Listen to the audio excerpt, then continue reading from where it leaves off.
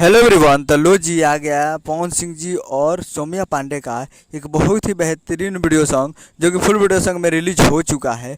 और इस गाने को लिखे हैं निक्की निहाल जी और इसमें म्यूजिक दिए हैं प्रियांशु सिंह जी और इस गाने को गाए हैं पवन सिंह जी, जो कि आपको स्क्रीन कवर दिखाई दे रहा है। जिस सॉन्ग का टाइटल रखा गया है कलकतिया राजा, जिसका टाइटल है कलकतिया राजा। और ये फुल वीडियो सॉन्ग में रिलीज हो चुका है और वीडियो में आपको दिखेंगे पवन सिंह जी और सौम्या पांडे जी, फिट में है सौम्या पांडे जी। तो ये फुल वीडियो सॉन्ग आज सुबह सुबह रिलीज कर दिया गया है और काफ़ी बेहतरीन सॉन्ग है और फुल वीडियो सॉन्ग में आ चुका है।